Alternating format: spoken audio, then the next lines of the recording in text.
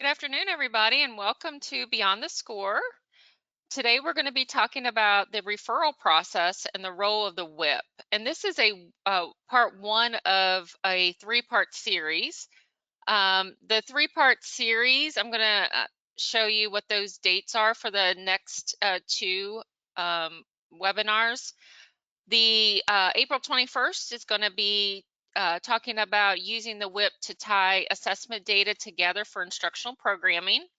And then on May 3rd, we're going to be talking about using the WIIP to assist with report writing. One thing about you're going to find about the WIIP, for those of you who are not familiar with this particular resource, is that it is very versatile and it can be used at different stages of the referral process. From what we're talking about today, the pre-referral and the referral process, we're going to be highlighting those aspects of the WIIP that can be incorporated into that pre-referral, that referral process. And then what we'll do is as we go through the series, I'll be showing you the other components of the WIIP that can be tied into instructional programming as well as report writing. So hopefully you'll be able to join me for the next two webinars focusing on the WIIP as well. So my name is Tammy Stevens. I am the Senior Manager for Clinical Product Support and Training here at Riverside Insights. So full disclosure, I do work for Riverside and we do publish the WIIP, the WJ products, the Batteria, ECAD, and the BDI-3, as well as distribute other products like the CTOP and the GORT and things like that. I've worked as a senior clinical assessment consultant for several years here at Riverside before moving over to the manager position.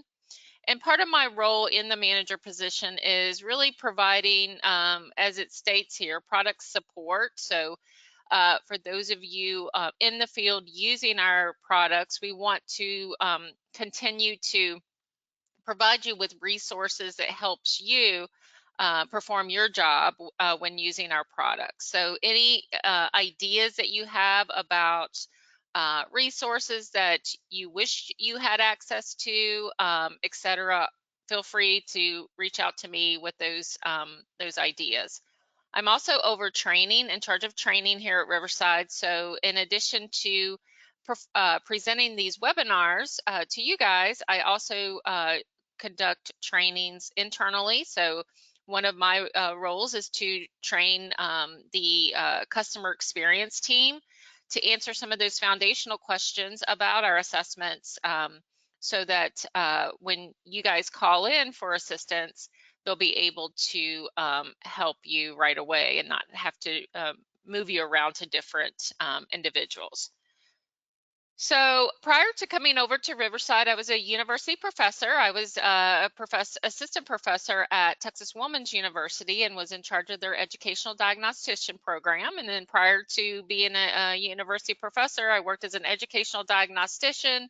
Prior to that, a special education teacher. So I love the way my career trajectory has played out, in that I started out as a special education teacher, worked as an educational diagnostician, was trained on these tests, and then went to the university where I trained other educational diagnosticians to use the tests. And then now I'm working for the actual publishing company. So, as evaluators, you should kind of keep this in mind as you're thinking about your own career path. These publishing companies are always interested in individuals like us who have this skill set. We have the content knowledge and know the tests, as well as knowing the competitors' tests. I am one of the authors of the Core Selective Evaluation Process, which we call CSEP, and that is a PSW model that really looks at the whole child. We really focus on not just norm reference testing, but we also focus on the multiple sources of data that need to be collected. And we'll talk a little bit about the multiple sources of data today and what policy states with regards to that requirement. And then I am the creator of this Beyond the Score webinar series. So it's something that I started back in 2020 when the pandemic hit us. and it's something that I plan to continue on as long as there's a need for it in the field. Always looking again for topic ideas. If there's topics that you'd like to hear more about, we can definitely try to provide those. Or if you're interested in coming on Beyond the Score to present on a topic, I'd love to discuss that with you as well. So here's the housekeeping items for today. I do have a handout that's located as a PDF somewhere there on the control panel. I know I'm getting some messages that some individuals are having a hard time finding it. I did upload those. I'm not sure why some of you are not seeing it, but it is there. Make sure that when you open that PDF, you go ahead and save it to your desktop before we finish out this webinar, because if you don't, it disappears. You won't have access to it. Post any questions that come up during the presentation in the chat or question box on the control panel, and I'll try to get to those at the end. Remember to sign up for future Beyond the Score webinar offerings. We have webinars, these complimentary webinars scheduled through May. You can access those if you go to riversidescore.com. There is the clinical assessment professional development page that has all of those listed there. And then certificates of participation will be emailed out at the conclusion of the webinar. This comes out about this time tomorrow. You'll get an email from GoToWebinar with a link to download and save your certificate. And then finally, the session is being recorded. For those of you who maybe get pulled away, I know we're so busy, we've got a lot going on in our schools. If you get pulled away, you want to listen to the remainder of the webinar later, you're welcome to reach out to me and I'll be happy to send you the link to the recording. So let's go ahead and look at our learning objectives for today. Really, I want you to understand the components of the WIIIP program first and foremost. I think this is a program that a lot of evaluators aren't aware of, which is surprising to me because it has been available since the WJ4, shortly after the WJ4 was launched. So it's interesting that we don't have more individuals utilizing this program, because it does, as you'll see, helps with the efficiency of collecting the data necessary for the full comprehensive assessment, but also it helps to link the assessment data to research-based, evidence-based recommendations, as well as provide suggestions for accommodations. And then what you're going to see today is it has a lot of resources for you, a lot of checklists that can be downloaded as PDFs, provided to the teacher, to the parent, and the information from those checklists can be entered into Riverside Score, and it will print out on the comprehensive report that is provided through the WIIIP program. The other learning objective is for us to understand the importance of collecting and analyzing multiple sources of data as part of the assessment process. And again, this assessment process has many different stages. And today what we're going to talk about is this pre-referral, referral stage, talking about all that data that's necessary for us to be able to do our jobs properly as we're evaluating our students. And then the third learning objective is to obtain an understanding of how the components of the WIIIP can assist the evaluator in collecting those multiple sources of data. So this is our agenda. I'm first going to talk about what the WIIIP is so that we can kind of set the stage and all of us will be on the same page as far as what the program is, why it was developed, etc. And we're going to talk about the referral process, talk a little bit about MTSS, the multi-tiered system of supports, and RTI. This is where I think really these checklists can be incorporated into that referral process, so that we as evaluators have that data when that child is referred for comprehensive evaluation.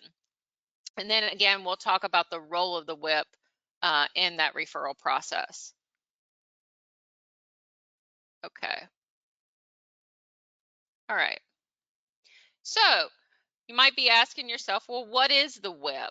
Well, the WIIP is the WJ Interpretation and Instructional Interventions Program. And you know, in special ed, we love our acronyms. We love to use our letters. So, of course, we've shortened it to the WIIP. It was created to meet practice needs, linking WJ assessment results with instructional interventions. And obviously, when we assess our students, we're doing so more for reasons more than just identifying whether or not they meet criteria for a disability condition. We also want to be able to take those assessment results and tie those directly to instructional interventions, instructional programming. And that's one of the features of the WIIP. It allows for that connection between our assessment data results and instructional interventions. It was created out of a need for enhancement and quality changes to the students' educational programming. Again, we have to be able to show a link between our assessment data and the development of our IEP. We also need to have good recommendations to provide to teachers for those students who don't qualify for special education services. It was also created because of Nickleby IDEA, those legal and regulatory mandates that were designed to improve educational outcomes. So when we first launched the WIIP, there was a lot of discussions around improving educational outcomes, and of course those have continued, but we do have those legal and regulatory mandates that we need to follow school districts. So it does help you meet those mandates. It supports a widely used comprehensive assessment. So it ties into the WJ COG. You can use it with the WJ Oral Language Battery, the Achievement Battery, as well as the ECAD. And it provides evidence-based interventions based on individuals' needs. And that's what we're looking for, right? The full individual evaluation. We want to look at that individual student's needs. And it also helps facilitate our data-based decision making. So it is web-based, so it is provided through the Riverside Score platform. And currently, when you purchase your WJ kit, you get a basic score report. But if you want a more comprehensive report, you would add on this subscription to the WIIP. So it does cost more money, but you're getting a lot of resources and a lot of things that will help streamline your comprehensive report. It has over 500 interventions in the system, as well as accommodations. And there is also a dyslexia report that has been created. It's available through the WIIP as well. And that dyslexia report was created from some work that my former student, Dr. Carla Proctor, myself, and Dr. Nancy Mather worked on. There's an assessment services bulletin that's also up under the Riverside Score resources platform that outlines the use of the WJ products for a dyslexia evaluation. And part of that assessment services bulletin has a tool within it that kind of guide you or allow you a way to kind of organize your assessment as you move forward with the dyslexia evaluation. And what we did is we took that information and created an actual report that can be run to look at, not to be used solely as a way to identify students with dyslexia, because obviously this is one piece of the data. We've got to look at all the other data points that's been collected, but it does give you indicators of whether or not there's some red flags there that are associated with the probability that this child has dyslexia. So you do get access to that dyslexia report when you purchase the WIIP.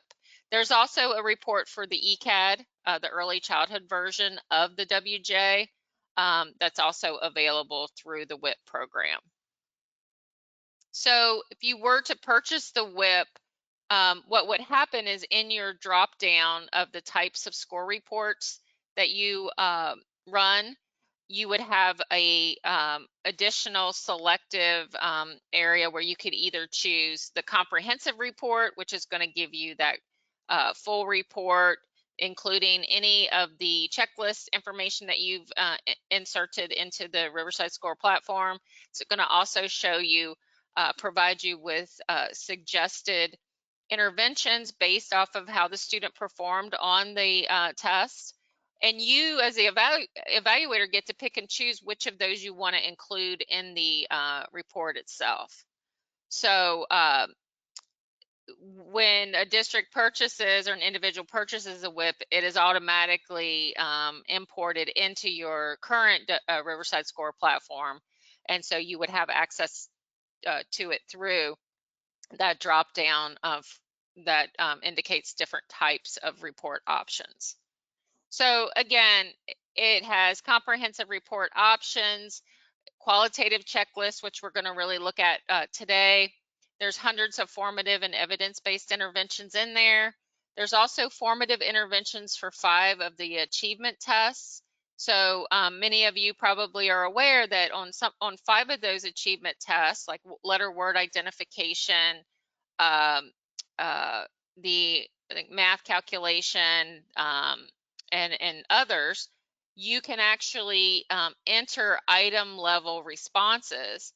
So you can put your 1s and 0s in there, and then the system will run and conduct that analysis, and it will provide you with some formative intervention recommendations for that student. So there's over 400 of those in there. And then there's also interventions for students who have different types of oral reading errors. So we're kind of looking at here the special education assessment process.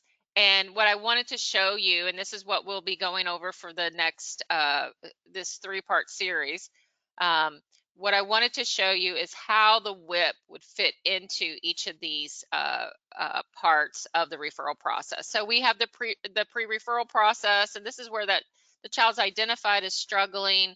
They may be referred to the referral team or pre-referral team to get additional help. So through an MTSS program or through RTI, this child had benchmarking, universal screenings, this child has been identified as struggling.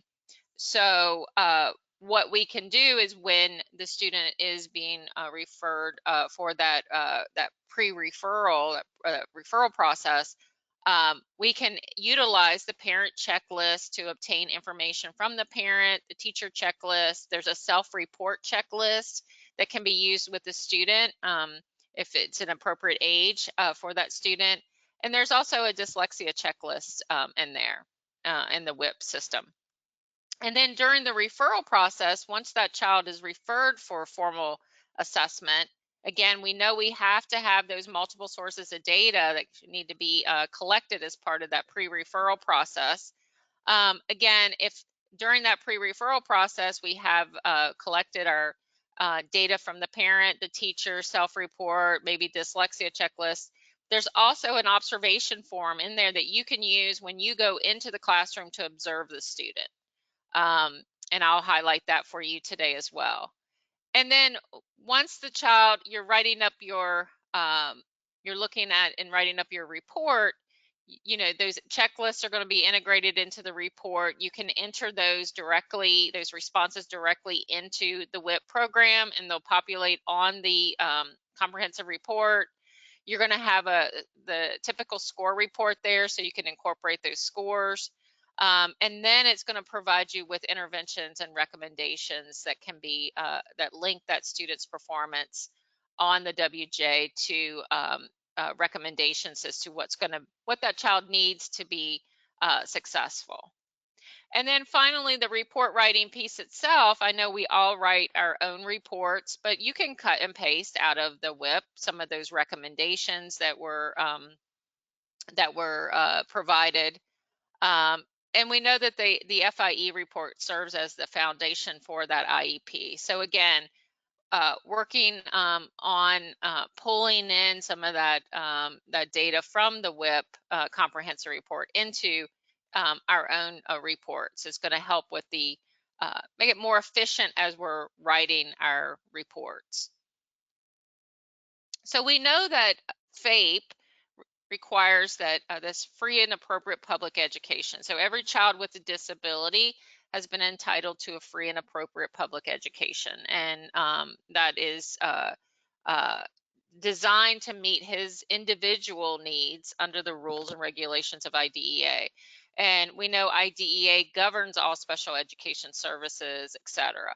So the main thing here is understanding individual needs, right? So we want to look at the individual child, and that's one of the things with regards to the WIIIP. It allows us, again, to look at how that student individually performed on those tests, and then ties it directly to recommendations. So when we're going through, again, this assessment process, that pre-referral services start out with your RTI or MTSS, and that's where we're identifying those kids early on to provide them with some interventions and progress monitoring to determine whether or not the student is making progress. So data is collected at that point to monitor that student's response and progress. And of course, when a child's not responsive to the intervention and other pre-referral attempts, then they're referred for a special education evaluation. And that's when our special ed evaluators like ourselves, educational diagnosticians, school psychs, special education teachers are often involved in a lot of different states, complete that comprehensive assessment using multiple sources of data. And the WIIIP program provides some of those sources of data. Like I said, the checklists, the observation forms, you pull in your grades, your work samples, norm reference testing results, curriculum-based measures, curriculum-based assessment. All that data together needs to be used to make decisions about students. And then the assessment results are written up into the report, and then findings are presented to the IEP committee to determine eligibility and services, and then that IEP is written for the student. So really, our FIE, our full individual evaluation, really serves as that legal foundation for the IEP. And that's why it's so important that we keep it individualized to that student's needs. So let's talk a little bit about the pre-referral process. Again, with this pre-referral process, we know that it's really to be more of a preventative measure, because we want to make sure that all kids are successful, and we want to make sure that when a kid's struggling, that we intervene early, because research shows that the earlier we intervene with these students, the more successful they're going to be. So, oftentimes looking at benchmarks, screeners, we're constantly screening our kiddos, observations, grades, standardized testing, etc. Looking at all that information to determine if that child is performing typically as would be expected versus atypical performance. And those kiddos that who are performing atypically are those kiddos that we want to grab onto early on and provide them with some additional intervention, additional instruction. So we know that anyone can refer a child. However, research has shown that at least lately, we get a lot more parent referrals, and then also the child's teacher most often initiates the pre-referral process. So we know that students can also be referred for not meeting state standards, etc. So the referring individual will be asked to specify particular areas of concern, such as things like failing to turn in assignments, or they're receiving poor grades in a specific subject area, or maybe they're having difficulties with paying attention or comprehending assignments, etc. So a really important part of this process for us as evaluators is that the pre-referral team be very specific about what the student can do and what the student cannot do. And I know a lot of times we get referrals stating that the student can't do anything, right? So then it's left up to us to kind of go back and look at all the data, analyze that data to see if it's truly an area, a situation where the student is low across the board, or if it's that you know the teacher is rating them lower than expected because of maybe it has something to do with uh, this misunderstanding with regards to what a specific learning disability is, let's say. I think a lot of times our pre-referral referral teams um, are still working under this old assumption that um, if a child is low in everything, they're going to qualify for something. When we're looking at a PSW, a pattern of strengths and weaknesses model, we know that students have to have not just areas of weakness, but they also have to have areas of strengths. Um, and so sometimes I think going back and explaining to the referral teams as to what is the criteria for meeting eligibility for a specific learning disability would be helpful, at least for us to kind of hone in on what the actual breakdown is. So we know that there's a lot of pre-referral team members that are involved, and really just depends on the child.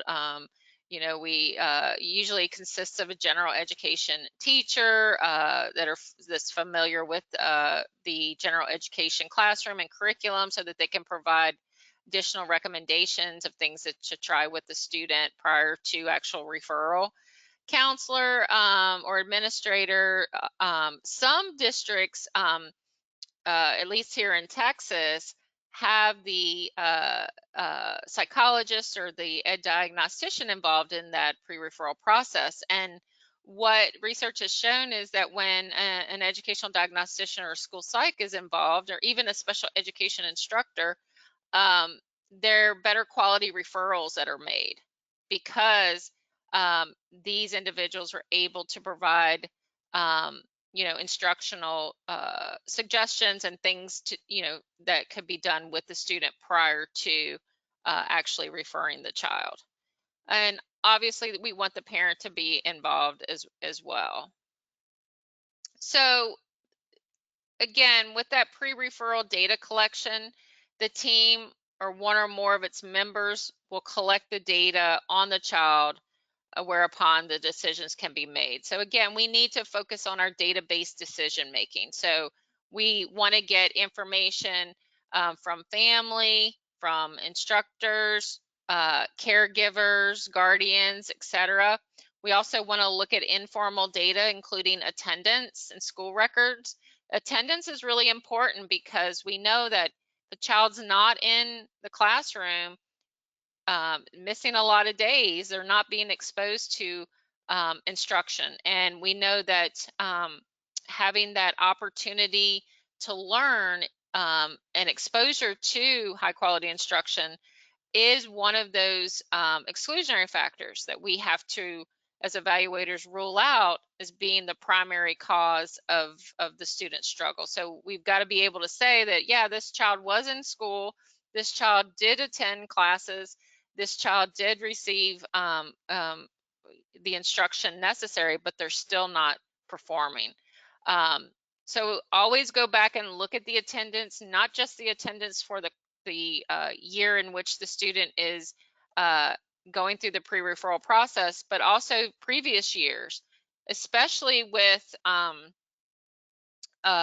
those early skills, those early foundational skills and reading being taught in those earlier grades. So we want to go back and see what did their attendance look like in the past. And I think this is an area that we really struggle with because of the implications from COVID. And we know a lot of our kids did not receive the high quality instruction that they should have during those early years. And I think that's part of the reason why we're seeing more kids struggling in reading, but I think it's also part of the reason why we're seeing more behavioral problems at an early age as well, because these kiddos were not in school, maybe weren't in pre-K or they weren't in kinder, and they didn't have the exposure and opportunity to learn. So always go back and look at that informal data, and then formal pieces such as past assessment results and work samples. And then obviously collaboration, looking at the data together, making recommendations, taking into consideration the students' competencies. So where are they strong? Where are their strengths? And then where are their weaknesses? Thinking about what is the reason for the pre-referral process. Again, when we go through and we analyze, we collect this data and analyze this data, and this is part of my suggestions for the CSEP model, is that first step of my course selective evaluation process model is that we take a step back and we look at all the data that was collected as part of that pre-referral. And we analyze that data and compare that data to the reason for that pre-referral. Does it align? Does the data support what that pre-referral reason was? And if it doesn't, then we have data there to show that, you know, maybe the student was referred for struggles in math and reading, but maybe once we took a step back and organized our data and analyzed it, we were able to see that actually the child had intact abilities in the area of math, but indeed struggled with reading. So when we move forward with our formal assessment using the WJ or the ECAD, we will be more selective in the tests that we give. We won't be testing in all areas because we've already assessed the child in the area of math through other means and found that they had intact abilities. So with the CSEP model, and if you want more information on this, you can email me as well. But with the CSEP model, what we advocate for is being very selective, very targeted in the way we use our norm reference tests, because I think over the years we've over tested kids. And we placed way too much emphasis, way too much interpretation on the tests alone. And that was never the intent of the test. These tests should always be incorporated with other data when we're making decisions. We want to also look at what types of past interventions were tried and what were the findings. Look at peer norms. How does that student perform in relation to their peers? And then what type of education curriculum has the student been exposed to? That's always important as well. I remember visiting a state, this was before the pandemic, and I was training on the batteria. And I was talking about that phonological processing test of the batteria. And I was in the southern part of the state, and the evaluators were telling me that their students scored really low on that test. And they didn't understand why they scored so low. I went to the northern part of the state a couple of days later and presented, and I asked the evaluators up there, are you finding the same results? Are you finding that your students are really struggling with that phonological processing task? They said, no, actually what they're finding is that they're doing very well. So when I started doing a little research around, okay, why was such a difference between how students are performing in the southern part of the state with in relation to how they're performing in the northern part of the state, what I found was the way they were teaching reading was very different. The curriculum they were using, the strategies they were using were very different. In the southern part of the state, they were still using a whole language approach to teaching reading.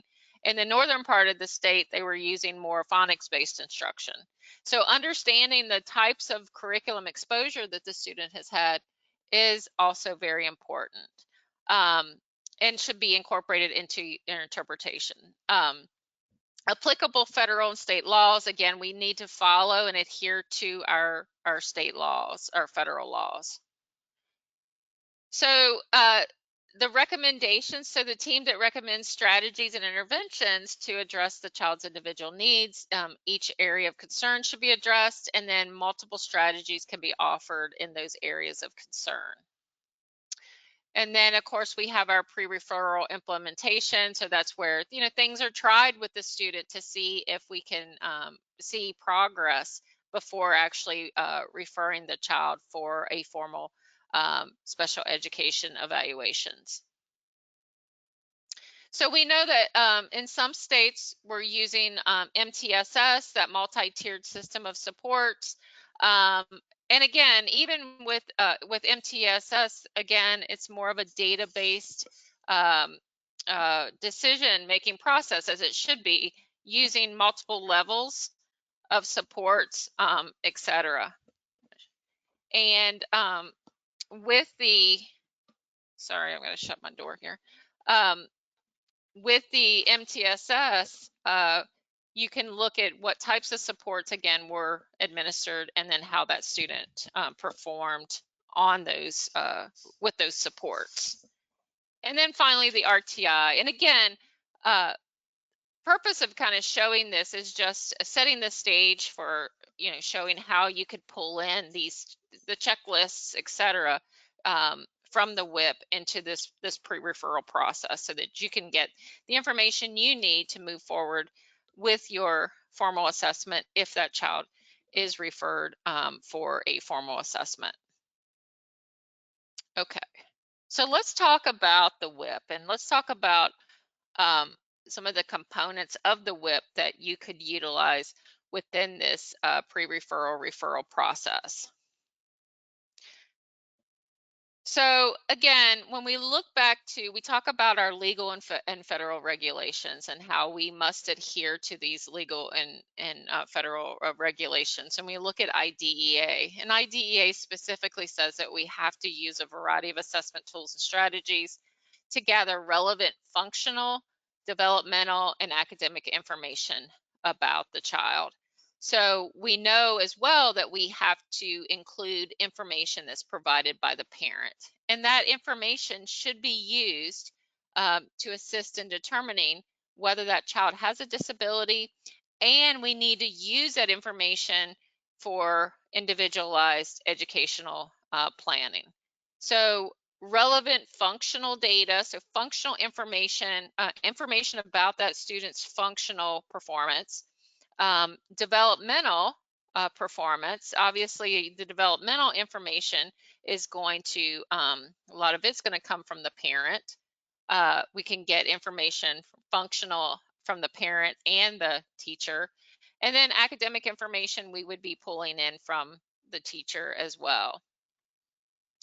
So in the WIIIP program, there's a number of checklists. And again, these will help collect the data you need, organize the data you need, and also document the data about the examinee. And again, it highlights and it reinforces the importance of qualitative information in the evaluation process. So I have a really good slide in one of my other presentations that kind of talks about where we were as far as models for identifying specific learning disabilities, like say 20 years ago, and then where we are now. And I know each state, and many of you represent different states across the country, I know each state has their own way of identifying kids with learning disabilities. But when I go back and look at my experience here in Texas, when I first started out over 20 years ago, we focused on what was called the simple discrepancy model. And with that model, we basically placed all of our majority of our decision on whether or not that student had a discrepancy, 16-point discrepancy or more, between their full scale IQ and their different areas of achievement. And that's what we knew back then, right? That's the way we did things. But as more and more research came about over the years, we found that we shouldn't be placing so much emphasis on that full scale IQ, that we now know that there's different constructs that make up that full scale IQ. And by looking at each of those different constructs, we get a better idea of what the student's strengths and weaknesses are within their cognitive profile. And we also know that we shouldn't be placing sole emphasis or majority of our emphasis on a standard score. We know standard scores are telling us that students place in line, but a standard score doesn't tell us anything about student functioning. If you want to know and understand how the student is functioning, and you're using WJ products, you should be looking at the Relative Proficiency Index score that's provided through the Riverside Score platform. That RPI score is a criterion referenced score that allows you to see how proficient that student is in a particular skill. It gives you more information about the student's strengths and weaknesses than what a standard score does. And I highly advise, if you're not using the RPI, I highly advise you to really look into it and look and take a look, run the reports add your RPI to your score report, which is something you can do by changing the template in the Riverside Score platform. Add it to your score report and start looking at that RPI, because that RPI score is typically linked back to or highly correlated, I would say, with what the students actually, how the students actually performing in the classroom. So we have a whole nother presentation on RPIs, but just want to remind you that, you know, when we're using these tests, we have to look at all the different lenses, look at students' performance through all the different lenses, and not just focus on the standard score itself.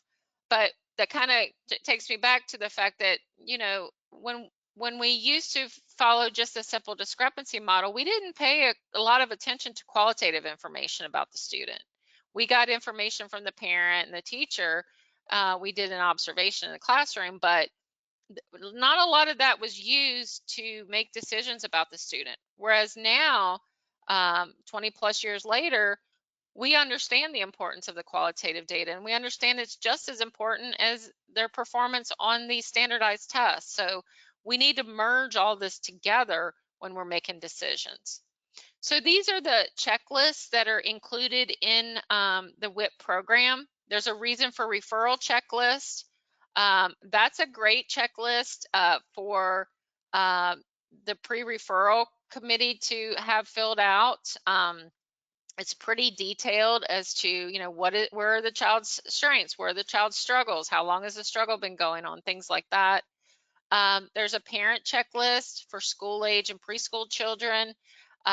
There's a teacher's checklist for this, two different checklists for the age groups there.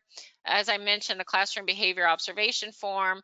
There's a self-report checklist that can be used with adolescents and adults. There's a writing evaluation scale in there as well. And then there are parent and teacher dyslexia evaluation checklists that can be downloaded. So the reason for referral checklist, again, outlines just a brief, it has a brief introductory section, which again, if you enter this information into Riverside Score, this will be, all this information you enter will show up on the comprehensive report. So it's got the name of the person who referred the student, the relationship, the primary reason for referral, again, and when you're adding the checklist, that you have the WIIIP program, you add the checklist just like you add the test records. So if you have access to the WIIIP program, those checklists fall up under the drop down where the test records are. So that's how you would add them into your platform. So this is where you would locate the checklist. You would go onto Riverside Score. You have the resources tab. You click on the resources tab. At the very top, we have the remote test assessment resources. We have the digital test books there. If you scroll all the way down, almost close to the bottom of the page, there's a lot of different resources in there. If you haven't looked in there, go in and check them out. But about halfway, a little over halfway down the page, you'll find the WJ Interpretation Instructional Intervention program. And this is where you'll find all the different hyperlinked PDFs of each of the checklists. So again, you would just click on them, download them, save them, and then you can just email them out to the individual who needs to complete them. Notice here as well, we have a Spanish parent checklist as well, so for preschool and school age. This is a sample of the verbiage that you would see on your comprehensive report if you enter the information about from the reason for referral checklist. So Mrs. Lindsay Mason, John's mother, referred him for an evaluation of a specific learning disability. Specifically, it was reported that he has difficulty decoding words, reading fluently, and comprehending text. This evaluation is intended to address the following questions: what cognitive, language, and/or academic strengths and weaknesses exist, and what are John's cognitive, language, and academic developmental levels? So again, pretty comprehensive. And like I said, what you see on that checklist, again, here's just a snapshot of it. It's really detailed. So again, all of this can be directly inserted into Riverside Score, and then we'll populate on the comprehensive report like what I showed you. Parent checklist for school age. Again, this is intended to be used by the parents or caregivers of school age children. You can see that there's 8 different parts. Parts 1 through 5 really cover the really comprehensive developmental history about the student. We've got 6 is current temperament and mood section. So looking at you know, how they their personalities and things like that. And then part 7 is current behavior, so questions about their behavior. And then 8 is behavior problems at home. So here's again a snapshot, you know, of the school age parent checklist. And then here's an example of the entry, online entry of the parent checklist. This is something as well, if you're meeting with the parent and having an interviewing that parent, you could also, instead of downloading and sending them the PDF to fill out and then you having to input it into the system, you could also have your computer up while you're there and ask them some of these questions and just fill them in while the parent is there in front of you. And then here's an example of the write-up in the comprehensive report. Talks about John lives with his mother. One other child, age 1, lives in the same home. There have been no significant changes in John's family history, family life recently. The Mrs. Mason remembers John as being an affectionate, alert, and active infant and toddler. John's early motor skills, such as sitting up, crawling, and learning to walk, developed later. So again, very individualized to the student and how that parent responds about the student. And then here's the checklist for the teacher school age. Again, there's several parts here. There's a rating of oral language and achievement. We know how important it is for us to look at language for all kiddos. So there's some ratings there for the teacher to provide: current levels of instruction, students' temperament and mood, current classroom functioning, primary concern, and then also problem behaviors in the classroom. So again, very comprehensive, and again, just a snapshot of what it looks like in the system in Riverside Score for you to actually just enter the student's information. You can see there's a rating of oral language ability and achievement. So they have like level of oral language, and it's a drop down. You can see they chose average, level of listening, comprehensive, average. And again, all of this populates up into the comprehensive report, as you can see here. And then classroom observation form, again, it allows you to integrate direct observations into your comprehensive report. We know that's a requirement as far as policy. We need to observe the child in the classroom. One of the things that I recommend with CSEP is that you not only observe the child in the classroom where they're struggling, but you also observe them in the classroom where they have intact abilities. Because if we have a student who's having some attentional issues reported in maybe math, and that's where they're struggling, we want to see if those attentional issues are also happening in reading, where the student might, has stronger skills. So comparing how their performance is across different settings is important. It includes 3 parts, this observation checklist. There's a time sampling form where you can compare the student with a typical peer, so finding that peer in the classroom and keeping track of on-task, off-task behaviors.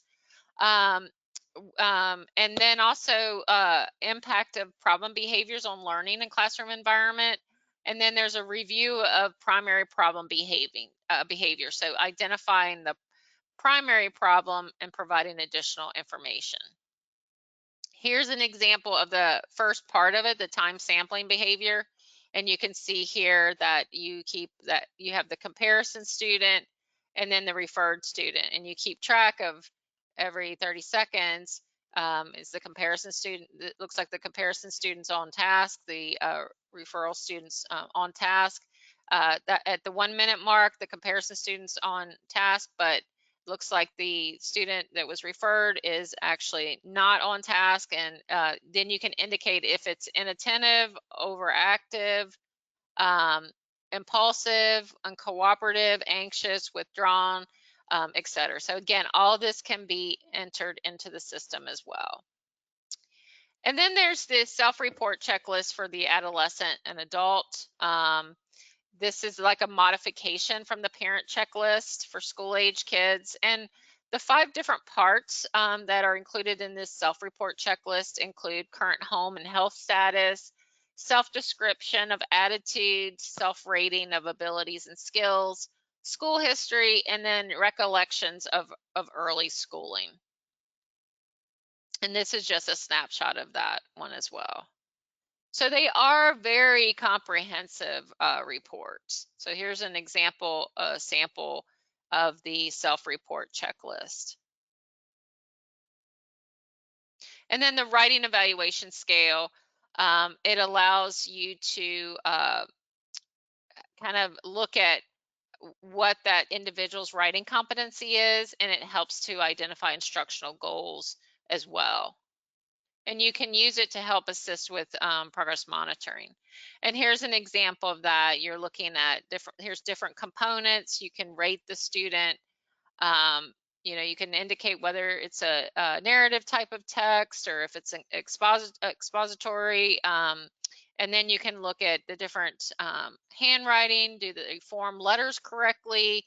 You can rate them from very poor to very good.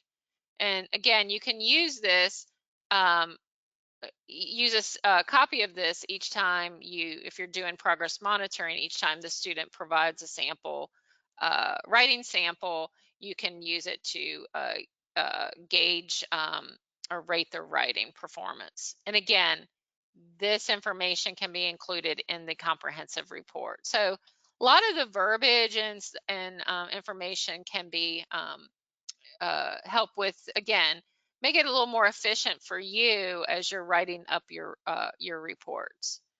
So again, we're going to have this 3-part series. Again, the referral part of the assessment process can be, you can use the WIIIP to help collect some of that data through the use of those checklists that are included in the WIIIP program. And we know that IDEA mandates a variety of assessment tools and strategies to be used when determining eligibility. So these additional data points, the checklist, the observations, information from the parent, etc., all need to be incorporated into the assessment process. They all count as a variety of assessment tools. And then again, features of the WIIIP can be used within this pre-referral referral process. So pulling in those, even if you have the program and provide these checklists to that pre-referral committee and have them collect that data ideally, so that you'll have that data when you actually go to complete that the rest of that formal assessment of the student. Okay. Wanted to see, yes, okay. So the audio recording, if you need the audio recording, you can email me at this email address here on this last slide. I don't know why you guys can't see the handouts. They're there. You can email me as well if you can't find the handout. Just email me. I'll send you a copy of the handout. The item level analysis for math, calc, and such. So Candace, when you go into to Riverside Score and you're entering the raw scores, there's a little box over the over to the side of the raw score box that you can click on, and then it's going to pop up a window that's got item 1, 2, 3, 4, all the different item numbers in the test, and you then go in and put in if they got a 1 or if they got a 0, and then you close it out, and it tallies up the raw score for you. But the system then knows what actual items did they get correct and incorrect. So so yeah, that's how you run that, do the item level analysis. Okay, let me see. Yeah, just email me if you weren't able to get that handout, and I'll be happy to send it to you. All right. Well, thank you all for spending a little bit of time today just kind of going through the WIIP program. I do believe it is a very comprehensive resource that really does help kind of tie the students' performance to research-based interventions, etc. I really would recommend you look at it. It's going to help streamline that whole report writing process for you. And with looking at impact of these weaknesses on the student's performance, and then helps with, okay, well, what does the student need? So based off of how they performed on the WJ or the ECAD, you can look at those recommendations that are made to help that student. So thank you guys for attending, and hopefully I'll see you back here on before April 21st, but especially on April 21st when we go into the next part 2 section of the WIIP. Have a great day, everybody.